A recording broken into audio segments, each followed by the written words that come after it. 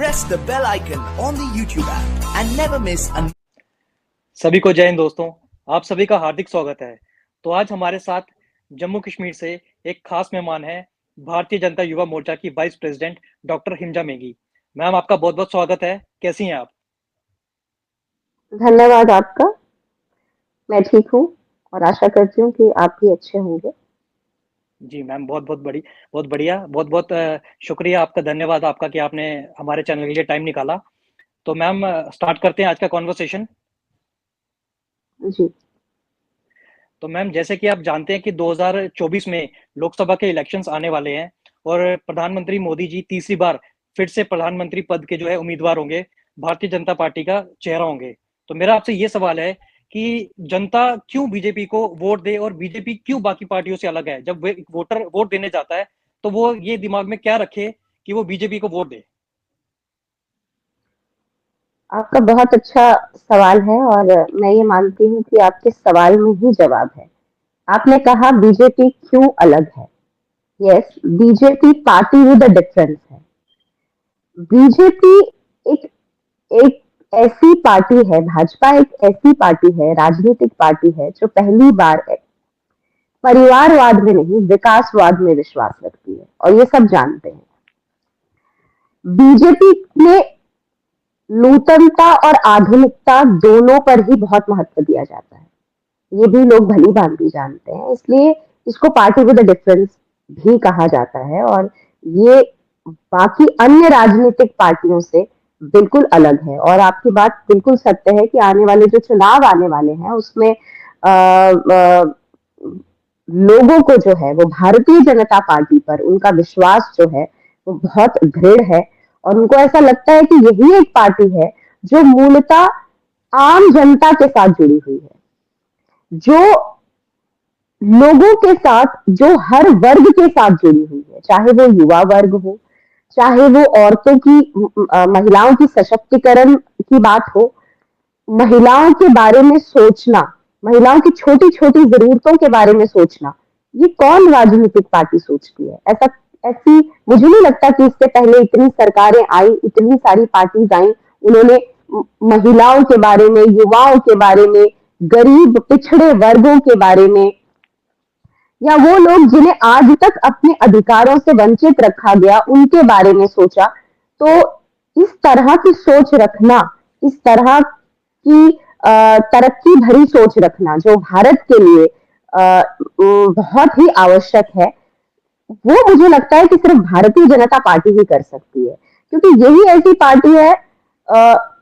2 लोकसभा की सीटों से इसकी शुरुआत हुई थी और 2019 में 303 सीटों तक पहुंच गई ये भारतीय जनता पार्टी। तो मुझे लगता है कि ये लोगों का प्यार ही है, लोगों का विश्वास ही है जो मोदी जी पर है, जो पार्टी पर है कि यहाँ से यहाँ पहुंची पार्टी। और हमारी पार्टी जो है, जो भारतीय जनता पार्टी है, वो सबका साथ, सबका विकास और सबका विश्वास और सबका प्रयास के मंत्र को लेकर आगे बढ़ती है। तो अपने आप में ये अलग ही बात है। और हमारी पार्टी समाज से जुड़कर कार्य करती है, समाज के हर वर्ग को साथ लेकर कार्य करती है। और जैसा कि मैंने पहले भी कहा कि आधुनिकता की ओर ये है, ऐसा नहीं है, मॉडर्न चीजों का समावेश भी इसमें है और सांस्कृतिक चीजों का समावेश भी इसमें है। तो मुझे लगता है कि ये है पार्टी विद द डिफरेंस और लोग भी इसको मानते हैं, तभी इतने वर्षों से, पिछले 9 वर्षों से हमारी पार्टी सत्ता में है। जी मैम। तो मैम, जैसे कि हम जानते हैं कि करप्शन जो है वो एक बहुत बड़ा मुद्दा रहता है इलेक्शंस में, और जो भ्रष्टाचार है वो देश को दीमक की तरह खाता है। तो मैं आपसे जानना चाहूंगा कि भारतीय जनता पार्टी ने पिछले 9 सालों में भ्रष्टाचार को खत्म करने के लिए क्या किया है और आगे भ्रष्टाचार को खत्म करने के लिए बीजेपी के क्या प्लान्स हैं?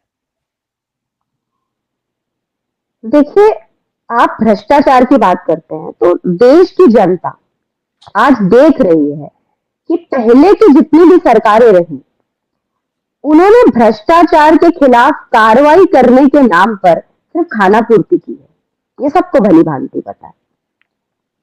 आज पिछले 9 साल में करप्शन के खिलाफ, भ्रष्टाचार के खिलाफ जो अभियान चलाया है हमारी सरकार ने, उसने भ्रष्टाचारियों को जड़ से हिलाकर रख दिया है। अभी भ्रष्टाचार का स्कोप बहुत कम है, कितनी सारी जांच होती है आप खुद जानते हैं, और इसमें मैं कुछ आंकड़े भी जोड़ूंगी आपको, लोगों के लिए, उनको बताने के लिए, उनको समझाने के लिए कि किस तरह से हमारी पार्टी ने पिछले 9 वर्षों में भ्रष्टाचार के खिलाफ एक जंग लड़ी है, एक लड़ाई लड़ी है, और लड़ भी रहे हैं और आने वाले समय में भी लड़ेंगे।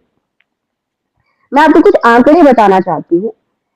Prevention of money laundering act यानी PMLA के द्वारा पिछली सरकार में, यानी 2004 से 2014 के बीच, आप मेरी बात ध्यान से सुनिएगा, 2004 से 2014 के बीच इस आंकड़े के मुताबिक सिर्फ 5,000 करोड़ रुपए के आसपास की संपत्ति जो है वो जब्त की गई थी भ्रष्टाचार में।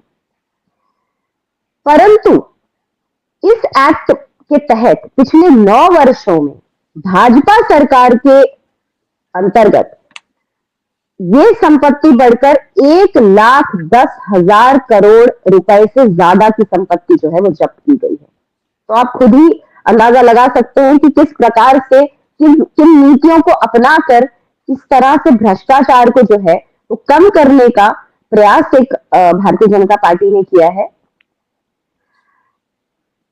और अगर मैं आपको ये बताऊं कि एक मतलब ये जो केस रिकॉर्ड हुए भ्रष्टाचार में, अगर आप पिछली सरकारों में देखें तो उनके मुकाबले 15 गुना ज्यादा लोगों की गिरफ्तारी हुई है भ्रष्टाचार के आरोपों में। और बैंकों को करीब, जो बैंक्स हैं उनको करीब 22,000 करोड़ रुपए का नुकसान करके जो लोग विदेश भाग गए थे, बैंक्स को 22,000 करोड़ रुपए का नुकसान करके लोग विदेश भाग गए थे, आज भाजपा सरकार ने उन्हीं लोगों से करीब करीब 20,000 करोड़ रुपए की संपत्ति जो है वो जब्त करवा ली है। ये बहुत बड़ी बात है।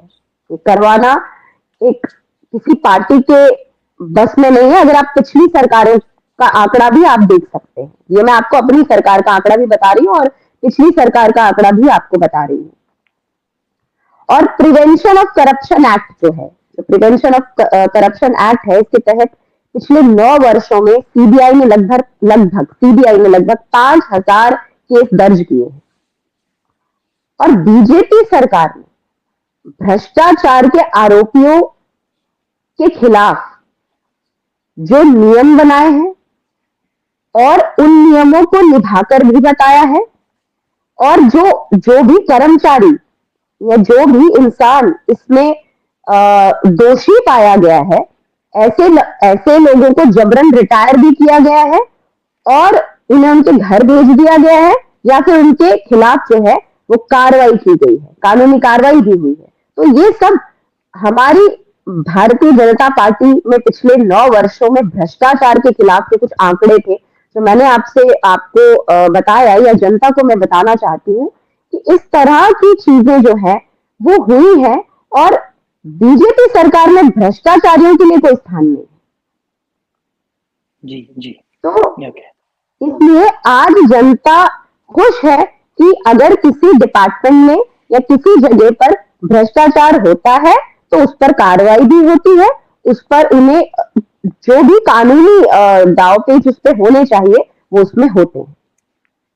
जी। तो मैम, बीजेपी पे अक्सर आमतौर पे एक उंगली उठती है कि बीजेपी जो है वो मीडिया और सोशल मीडिया की चमक से आगे बढ़ती है। कहा जाता है कि बीजेपी का जो आईटी सेल है वो बहुत स्ट्रांग है, बीजेपी इतने काम नहीं करती जितने वो दिखाती है। तो इस पे आप क्या कहना चाहेंगे? देखिए, आपने कहा कि वो मीडिया से या मीडिया की चमक धमक से आगे बढ़ रही है, ऐसा कुछ नहीं है। मैंने आपको पहले भी कहा, ये पार्टी विद डिफरेंस है।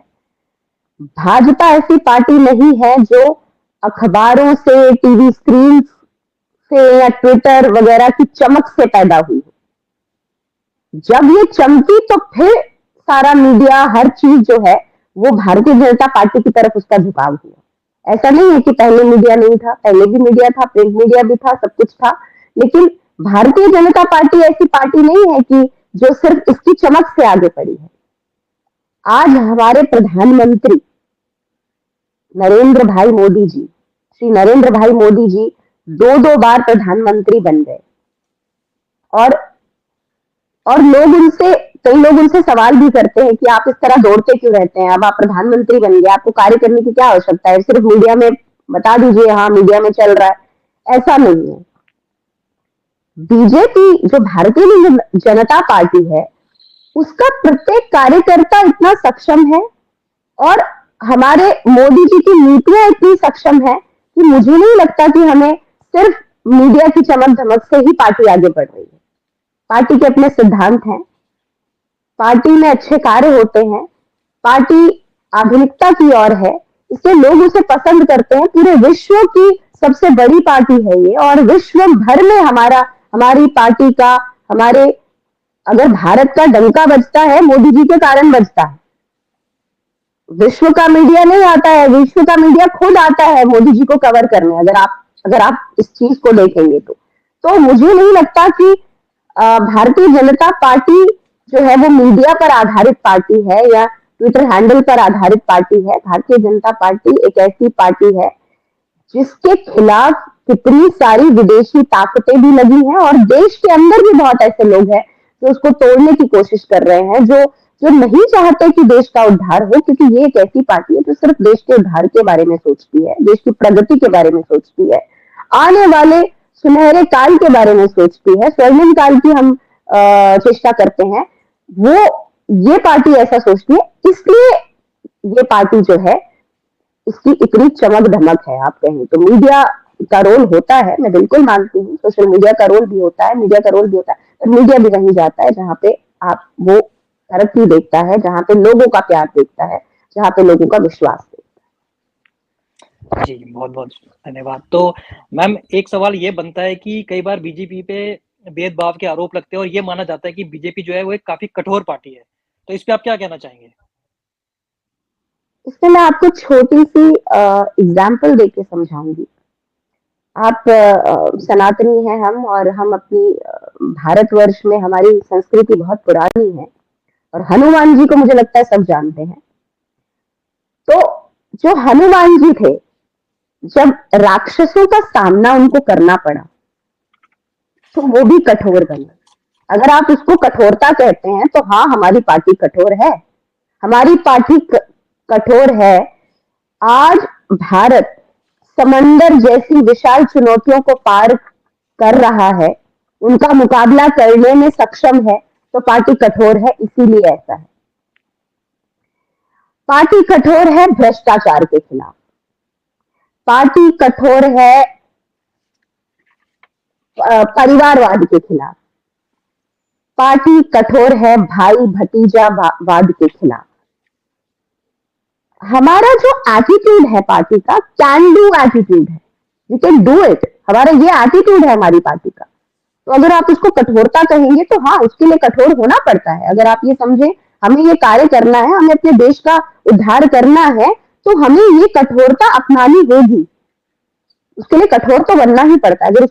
अगर आप कोई भी उसको कठोरता बोलेगा तो कठोर किन किन चीजों के लिए हमारी पार्टी, वो मैंने आपको बोला, क्योंकि कैन डू एटीट्यूड जो है, अगर आप देखें तो हनुमान जी का वही एटीट्यूड था। जब लक्ष्मण जी मूर्छित हो गए तो उन्होंने बोला कि मैं संजीवनी बूटी लेकर आऊंगा, तो वो कैन डू एटीट्यूड था उनका कि वी कैन डू इट। तो यही हमारी पार्टी का भी एक तरह से एटीट्यूड है। तो उसको अगर आप कठोरता कहेंगे, कठोरता कोई मानता है तो वो माने, उसमें कोई दो राय नहीं है कि कठोर किन किन चीजों के लिए है। मैंने आपको बता दिया, कठोर इनके भ्रष्टाचार के लिए है, बुरी चीजों के लिए कठोरता जरूर है, और ऐसी ताकतों के लिए भी कठोर है जो इस देश को तोड़ने का काम कर रही है, इस देश को जोड़ने की बजाय तोड़ने का काम कर रही है। ऐसी ताकतों के लिए जरूर भारतीय जनता पार्टी कठोर है। अदरवाइज अगर आप बोलेंगे तो मैं खुद इस पार्टी में हूं और मुझे नहीं लगता कि हमारे साथ कुछ ऐसा कठोरता का व्यवहार होता है। बट हाँ, जिन चीजों के लिए कठोर होना चाहिए एक सामान्य इंसान को, एक सामान्य वर्ग को, एक सामान्य देश को, उन चीजों के लिए भारतीय जनता पार्टी जरूर कठोर है। लेकिन भारतीय जनता पार्टी एक ऐसी पार्टी है, हमें एक ऐसा प्रधानमंत्री मिला जिसने पहली बार औरतों के लिए सोचा, महिलाओं के लिए, बच्चों के लिए घर घर गैस पहुंचाई, ऐसे ऐसा वर्ग था जिनके पास छत नहीं थी, उनको आवास योजना के अंतर्गत घर दिलवाया। कितने लोगों का बीमा करवाया है, जो कि एक दवाई लेने के पैसे नहीं होते थे, आज हर एक के पास। जम्मू कश्मीर की मैं बात करूं तो क्योंकि मैं खुद वहां की वासी हूँ, जम्मू कश्मीर में हर एक के पास आयुष्मान कार्ड है। आज किसी को 5 लाख तक अगर इलाज करवाना है तो वो उसको सोचना नहीं पड़ेगा कि उसको कहाँ जाना है। इस तरह के दवा खाने हैं जहाँ पे जो दवाई मार्केट में 500 रुपए की मिलती है वो 100 रुपए की मिलती है। कौन सोचता है इतना? किसने सोचा आज तक पिछली सरकारों में इतना? सिर्फ हमारे प्रधानमंत्री ने ऐसा सोचा, हमारी भाजपा सरकार ने ऐसा सोचा कि आम जन के लिए कोई भी चीज, चाहे वो एजुकेशन हो, चाहे वो रहना हो, चाहे वो साफ सफाई हो, चाहे वो हेल्थ हो, कोई भी चीज उसकी पहुंच से बाहर ना रहे। एटलीस्ट बेसिक एम्यूनिटीज जिसको कहते हैं वो हर इंसान, हर वर्ग को मिले। पिछड़े हुए वर्ग दबे ना रह जाए, उनका भी उद्धार हो, वो भी स्ट्रीमलाइन में आए, वो भी एक नॉर्मल तरीके से अपनी लाइफ जी सके। आवास योजना में घर मिला, हेल्थ सेक्टर में काफी कितनी तरक्की हुई। आप देखिए तो अगर आप ये देखिए कि इस सरकार में अगर आप नीतियों को गिनने लगेंगे ना तो उंगलियों पे गिन नहीं पाएंगे आप। इतनी इतनी अच्छी नीतियां बनाई हैं मोदी जी ने, हमारे भारतीय जनता पार्टी ने एक आम जनता के लिए। और महिलाओं का आप बात करते हैं, महिलाओं को ठीक है, पहली की पार्टी मुझे नहीं पता एजुकेशन के लिए सोचती होंगी, पर क्या कोई ये सोचता था कि महिला शौच करने कहाँ जाएगी? उसके पास शौचालय नहीं है। कितनी महिलाएं सिर्फ इस कारण मर जाती थी कि वो बाहर उनको जाना पड़ता था, इंफेक्शन होती थी, वो मर जाती थी। क्या किसी प्रधानमंत्री ने, किसी पार्टी ने ऐसा सोचा? नहीं सोचा। सिर्फ हमारे प्रधानमंत्री ने ऐसा सोचा कि घर की स्त्री को चूल्हा चौका जो है वो भी अच्छा मिलना चाहिए, उसको गैस का अधिकार भी है, उसको घर का अधिकार भी है, और उसको शौच सही तरीके से हो। उसका टॉयलेट जो है, टॉयलेट फैसिलिटी एक लेडी की, एक हर इंसान की आवश्यकता होती है, पर एक लेडी के लिए बहुत आवश्यकता है, बहुत बड़ी आवश्यकता है, बहुत बड़ी बेसिक नेसेसिटी है, जो कि किसी ने नहीं सोचा, सिर्फ भाजपा ने सोचा, सिर्फ हमारे प्रधानमंत्री श्री नरेंद्र मोदी जी ने सोचा। जी मैम, सही कह रही हैं, आपकी सोच एक बहुत बड़ी समस्या थी हमारे देश में।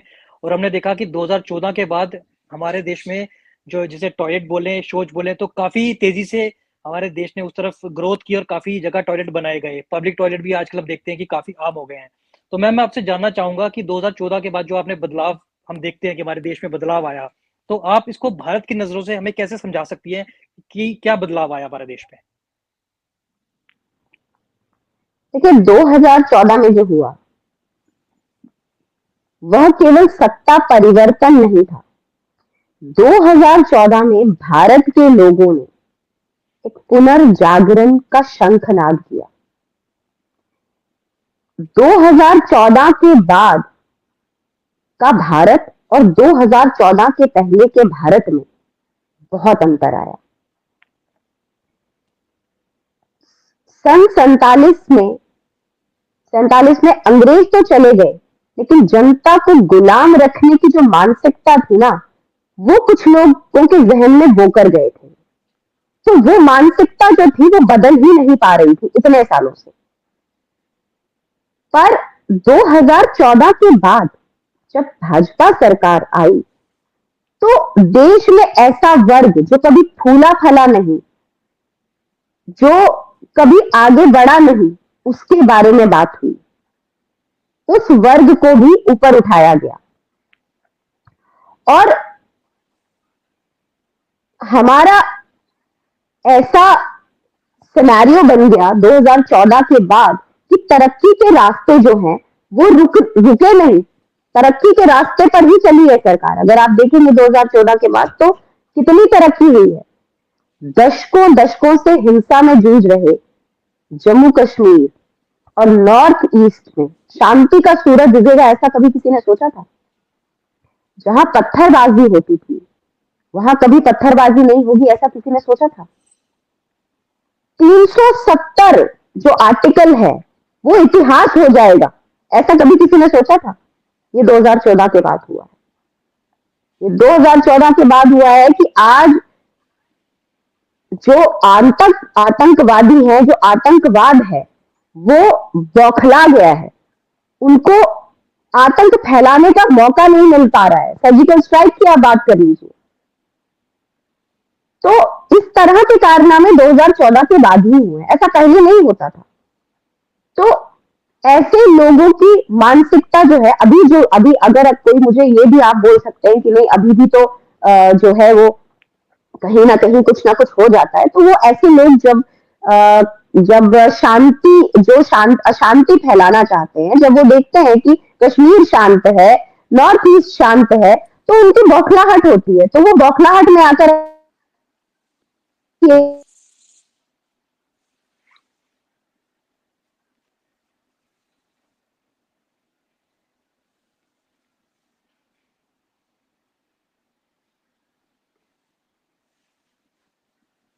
कनेक्शन शायद लॉस हो गया था।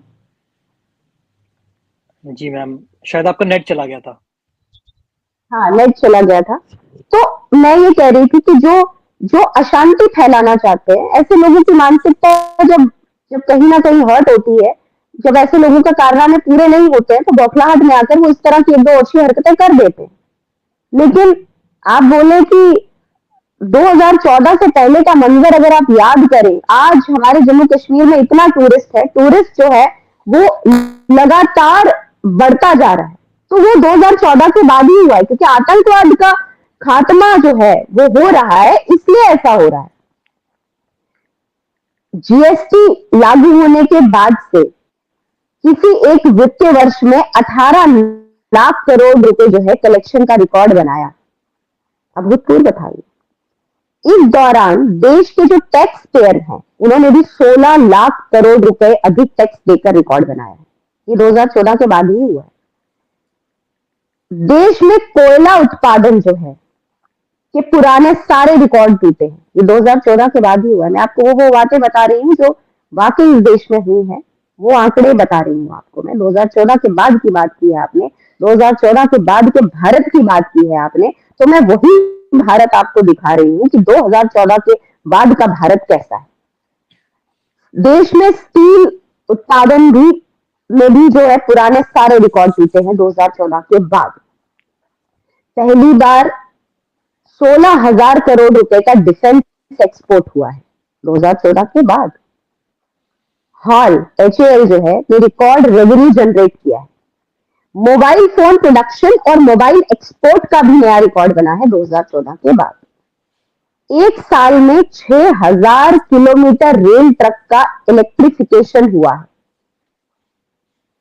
और 1,000 मीट्रिक टन से अधिक जो फ्रेट लोडिंग का रिकॉर्ड भी जो है वो 2014 के बाद ही हुआ है। तो इस तरह की अनगिनत चीजें हैं जो 2014 के बाद जब हमारी सरकार केंद्र में आई, तो इस तरह की कई तरक्कियां जो है वो 2014 के बाद हुई। तो ये है बदलाव 2014 के बाद के भारत में। और देश कितनी तेजी से आगे बढ़ रहा है, इसका एक सांस में कह पाना बहुत मुश्किल है। मतलब उनकी अगर हम बताने पे आए तो शायद आपका वक्त खत्म हो जाएगा। लेकिन ये जो 2014 के बाद की जो तरक्कियां हैं, जो डेवलपमेंट्स हुई हैं, वो खत्म नहीं होंगी और अभी और आगे होनी है। अभी बहुत चीजें जो है वो, क्योंकि फ्यूचरिस्टिक अप्रोच है हमारी पार्टी की। हमारी पार्टी आज के बारे में तो सोचती है, पर फ्यूचर का भी सोचती है। अगले 10 साल के बाद क्या होने वाला है उसकी नीतियां आज बन रही हैं। अगले 5 साल में क्या होने वाला है उसकी नीतियां आज बन रही है। देशवासियों का अपार प्रेम, यही हमारी पूंजी है, यही हमें सामर्थ्य देता है, यही हमारी पार्टी को सामर्थ्य देता है और यही हमारी पार्टी को शक्ति भी देता है। क्योंकि हर देश प्रेमी, हर देशवासी, मैं किसी भी समुदाय की बात नहीं करूंगी, मैं देश प्रेमी की बात करूंगी, जो अपने देश से प्रेम करता है, जो अपने भारत से प्रेम करता है, वो ये भली भांति जानता है कि पिछले 9 वर्षों में भाजपा ने क्या किया है।